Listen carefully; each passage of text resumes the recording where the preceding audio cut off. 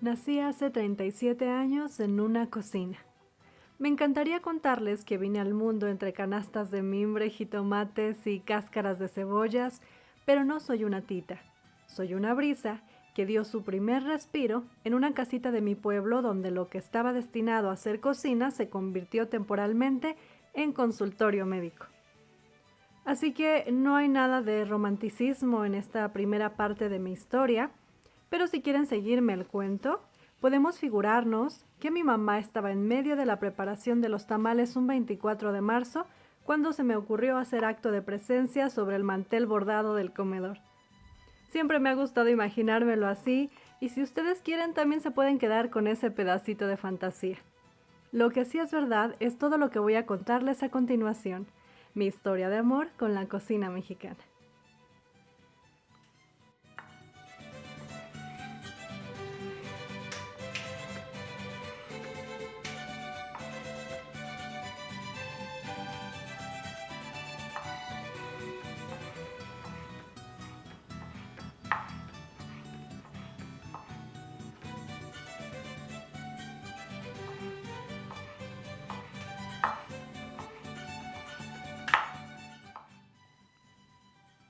Mis muy primeros años fui muy mala para comer, pues tequi, como se dice en mi región a los que comen poco. Mi dieta casi consistía en tortilla remojada en caldo, queso, huevos y pollo que comía a base de engaños. Pues según me cuenta hoy mi mamá, tenía que llevarme al corral a ver las gallinas para que en mi distracción abriera la boca para el alimento. Una vez entré a la primaria y empecé a crecer, se fueron agregando más ingredientes de la región a la dieta base de mi vida. Mi mamá tiene muy buena sazón y mis abuelas, que vivían a unas cuadras de mi casa, fueron excelentes cocineras. Mis abuelos tenían ranchos donde sembraban maíz, calabaza y cuidaban ganado que les daba la leche para el queso y demás productos lácteos. Estos últimos jamás faltaron en casa. Requesón, natas, panela, quesos, leche hervida y hasta leche cruda eran la compañía del pan de cada día. O de la tortilla de cada día, mejor dicho. Fui creciendo entre ese mundo donde no había riqueza, pero sí abundancia. Y si no, díganme ustedes qué es cuando en temporada de verano las ramas de los árboles se llenan de frutas, las suficientes para comer, regalar y conservar. Y cuando recién terminas de cosechar los duraznos chapeteados, los otros ya se te están madurando y es un cuento de nunca acabar. Abundancia cuando en temporada de lotes puedes comer todos los que quieras hasta hartarte, cocidos, asados, en tamales, en atole o en sopa. Mi pueblito pertenece al Cañón de Tlaltenango, una región al suroeste del estado, donde el clima y la humedad propician el crecimiento de hongos comestibles deliciosos. Su temporada es muy corta, así que cuando se dan, es tradición que las personas se levanten muy temprano para ir a recogerlos. Casi hay que espantar la neblina para encontrarlos. Sobre ellos tengo un recuerdo muy bonito de mi papá. En una ocasión salió a recoger algunos para desayunar. Al llegar se dio cuenta de que había muchísimos, especialmente de una variedad que es muy apreciada y a la que llamamos hongos reales. Entonces él se dio a la tarea de cortarlos, pero no acababa y se dio cuenta de que ya era tarde y tenía que regresar. Fue difícil para él alejarse dejando el campo lleno de esos manjares, así que me platicó que tuvo que cerrar los ojos y darse la vuelta para no mirar todo lo que dejaba detrás. Entonces, queso, leche, hongos, quelites, calabazas, cazuelas de pipián, de mole, de guisos, frutas en almíbar, chiles en conserva, platillos con maíz, atoles y una larga lista más formaban parte de mi alimentación cotidiana, a manos llenas. En ese entonces, en mi infancia, no era consciente de lo que tenía porque no conocía otra realidad. Era parte de mi cotidianidad. Tampoco puedo decirles que aquí nació mi amor por la cocina mexicana porque esos conceptos no existían en mi acervo infantil. Pero si este gran amor por la cocina que tengo hoy tuvo alguna vez una semilla, Estoy segura de que fue en esta etapa donde germinó, en la tierra fértil que regaron mis papás y abuelos. Ustedes van a decir que crecí como una florecita hasta convertirme en la brisa colibrí que conocen, pero siento desilusionarlos. O quizá despertar más su interés, pero esta historia tiene sus altibajos. Resulta que a esta florecilla le salieron espinas. En realidad mi relación con la cocina de mi país está estrechamente ligada a la evolución de mi vida. Ya les conté sobre mis primeros años y la ingenuidad de lo que me rodeaba. Cuando somos niños, nada es demasiado bueno o demasiado malo, porque simplemente es. Pues entonces ahora nos pasamos a mi etapa irreverente. Sí, a la adolescencia. En este entonces ya estaba en edad de cocinar, aunque había un problema. Mi maestra inmediata debía ser mi mamá, pero la verdad es que no nos la llevábamos bien en la cocina. Los platillos de toda la vida me empezaron a resultar de lo más aburridos y quería hacer cambios. Tenía esta necesidad de innovar, de experimentar y ser creativa. Lo malo es que inspiración tenía, pero de experiencia ni un gramo. Recuerdo ahora con gracia cuando en mis momentos de cocinera creativa, según yo, agregaba una especia diferente a algún platillo tradicional de mi pueblo. Imagínense, una preparación que había llevado los mismos ingredientes por generaciones y de pronto llega una mocosa a agregarle algo que deja tú que le cambie el sabor, ni siquiera era compatible.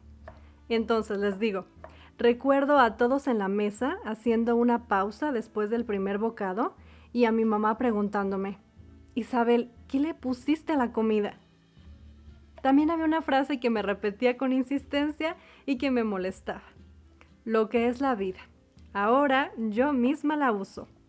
Primero aprende a cocinar lo que comemos nosotros. Ya después experimentas. Después de graduarme de la preparatoria, estuve un año en Estados Unidos estudiando inglés. Esta pequeñita parte de mi vida es muy, pero muy importante porque fue aquí donde conocí la diversidad cultural de México y el mundo. Tenía compañeros de otros países y las mesas de desayuno de la escuela estaban llenas de toppers con comida mexicana, colombiana, rusa, china, japonesa, coreana, turca, brasileña, filipina, en fin. Y todas eran preparaciones caseras. Mi asombro por esta variedad por parte de otras partes del mundo era más bien curiosidad. No, en la región de China de donde yo soy no comemos pollo a la naranja, me decía en inglés mi amiga Jean. Pero ¿saben qué? Lo que realmente revolucionó mi entendimiento culinario fue cuando mis compañeros mexicanos no habían probado lo que yo llevaba en mi lonchera. Es que nosotros no hacemos el mole así, me decían ellos. Luego regresé y si seguimos con esta idea de la flor, pues nos pasamos a la parte en que esta flor se trasplantó. Sí, salí del pueblo para estudiar en la universidad. Me mudé a la capital del estado, empecé a estudiar letras, conocí nuevos amigos, un ambiente diferente y el pueblo quedó muy atrás. Poco a poco fui cambiando mi forma de vestir, de hablar, de gustos musicales, empecé a tomar café, whisky y vino tinto mientras leía literatura y filosofía. Ya me podrán imaginar, estaba encantada. En esta etapa de la vida, los jóvenes tienen una tendencia natural, inevitable diría yo, por cambiar al mundo. Se reprochan las acciones de las generaciones antecesoras y se visionan como la promesa del mundo. Pues yo llevé todo eso al plano de la comida. Recuerdo con un poquito de reproche a mí misma dándole a mi abuelita consejos de cocina que aprendí en un programa de televisión italiano. Háganme ustedes el favor. Pienso en esto y siento ganas de regresar el tiempo y darme un buen zape. Y no pasa nada con la comida italiana, es deliciosa, pero mi abuelita no era italiana, era mexicana y una experta en los menesteres de la cocina. Pero bueno, durante esta temporada aprendí a cocinar con vino y las pastas y ensaladas mediterráneas eran mi especialidad. Jamás lo hice de forma consciente, pero actuaba como si la cocina de mi pueblo, incluso de México, fuera aburrida. Ya estaba cansada de las tortitas con guachal de toda la vida. Yo quería experimentar con vinagre balsámico.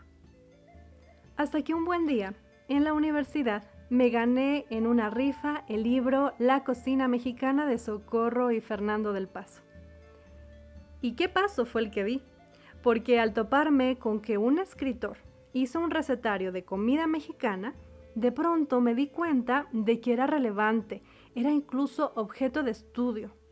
Entonces todos esos platillos de la infancia, de mi región, de mi cotidianidad, fueron dibujándose frente a mí de nuevo como amigos a los que no había valorado.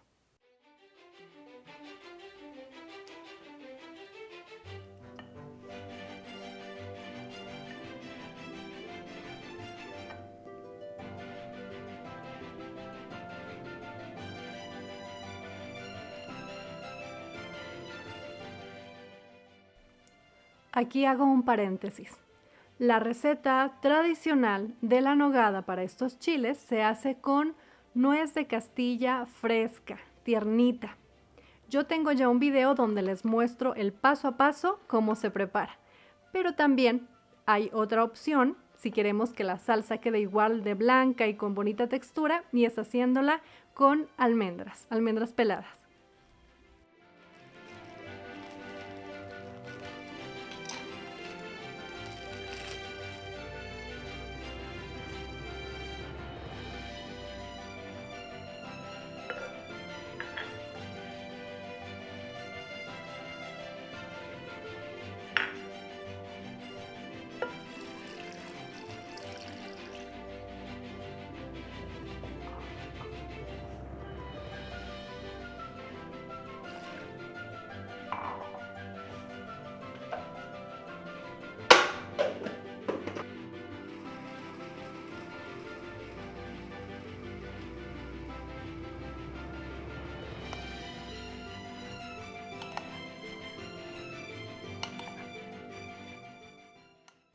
Transcurrió el tiempo y me convertí en madre. Creo que justo aquí fue donde puedo decir que me enamoré por completo de la cocina mexicana. Veía a mis hijos como semillitas que debían plantarse bien y regarse con agua de la región. Y así fue como su primer alimento fue tortilla remojada en caldo de frijol, como buenos mexicanitos. Y de ahí en adelante empecé a hablarle a mi mamá para pedirle las recetas de mi pueblo, de mis abuelas y bisabuelas.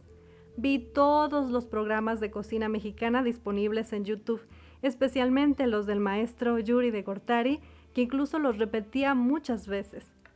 Comencé a practicar mucho, puse atención tanto en recetas complejas como en las más sencillas, porque ¿de qué te sirve hacer un buen mole si no te sale bueno el arroz para acompañarlo? Y así seguí, con recetas de mi región, pero también de otros estados de la República.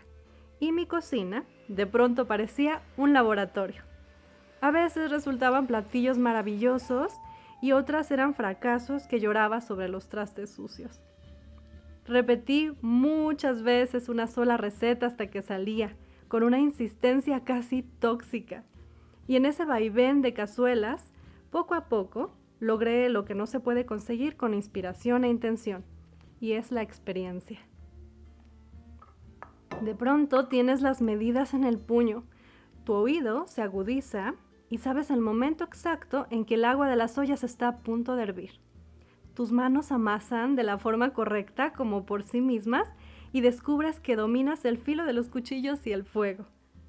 Entre todo ese explotar fue que nació mi canal de YouTube. Estaba maravillada con todo lo que estaba descubriendo y necesitaba compartirlo a los demás. Si me siguen desde que empecé, hace 9 años, recordarán a una Brisa muy apasionada, hablando con tanta emoción y orgullo por la cocina mexicana. A veces también era un poco intensa y purista. Ha pasado el tiempo y mi amor por la cocina mexicana ha madurado. Ya no es tan explosivo o fluctuante. Es seguro, firme, prudente y apaciguado. Yo misma en este momento de mi vida siento que mi temperamento ha tornado a uno más tranquilo. Entonces ya no me espanto cuando veo unos tamales rellenos de pastelitos comerciales. No estoy de acuerdo y no los como, pero tampoco los critico. Ahora sé que se atrae con miel, no con hiel, y en lugar de juzgar o renegar, prefiero enfocar toda mi energía en inspirar con el ejemplo y en compartir las recetas tal cual se hacían antaño. También creo que está bien experimentar, innovar y descubrir la gastronomía de otros lugares, siempre y cuando conozcamos primero la de nuestra familia y región. Las flores endémicas crecen mejor en su tierra.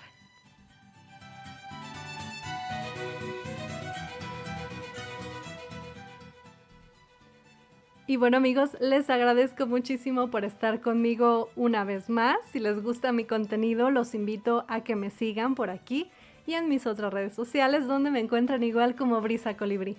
Espero que tengan un día muy bonito, que coman muy rico, que se apapachen y nos vemos para la próxima semana.